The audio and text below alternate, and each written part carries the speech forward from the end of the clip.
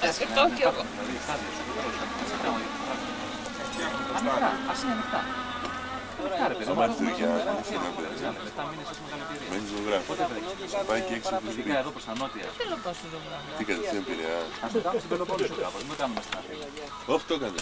Τι έκανε καλά. Τι κάνει ο άλλος. Τόσα χρόνια που φτιαχνόταν τα Στολάρι. μια φορά έγινε ένα σκάφο. Έλα, κλείσε. Σλάβη, τότε στο στολάκι στο... Ποιος είναι αυτός. στο σόλ. Φουστόλ, φουστόλ, καλό, ναι. Ωραίο βγάλισμα, μια χαρά.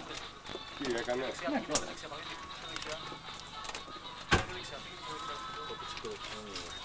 Τι ωραίο βγάλισματάκι. Εντάξει, του έφυγε λίγο μπροστά, αλλά το κράτησε, μια χαρά. Είδες την Καλαμάτα τι κάνει. Ναι, ασύμετρο. Μαλάκα θα κάνει άλλο. Ναι, τώρα πάει για βιλάι θα πάει τώρα.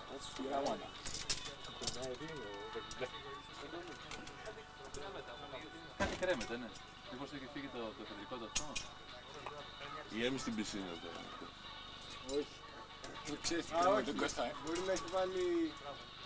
Μπορεί να έχει βάλει καπνογόνο.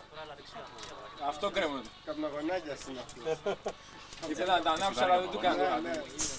Ήταν κολλημένο.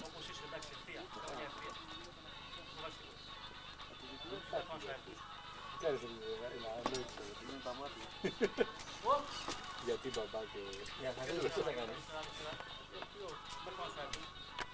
Θέλει στον δρόμο, θέλει εδώ πέρα. Φύγε από εδώ.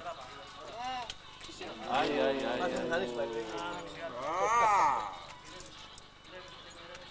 Πάνω στο εδώ. Δεν μου πεις ότι θα πέσει εδώ αυτό. Απάνω στο Σπύρο. Εδώ δες. Πεταλούδα. Και πεταλούδες, Άστο, όχι. Βουαλά. Σλάνικ δεν κουνάει καθόλου το σόουλ. Πες δεξιά. Τι του έμεινε? Να, big ears.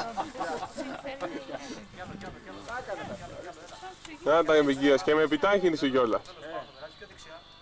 Πιο δεξιά. Ήταν για δουλειά, εντάξει. Έλα.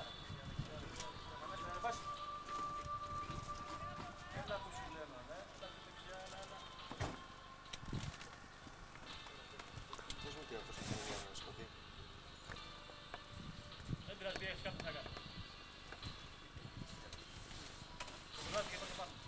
Σλάβεκ, Σλάβ, καινούργιος ζουλούφης.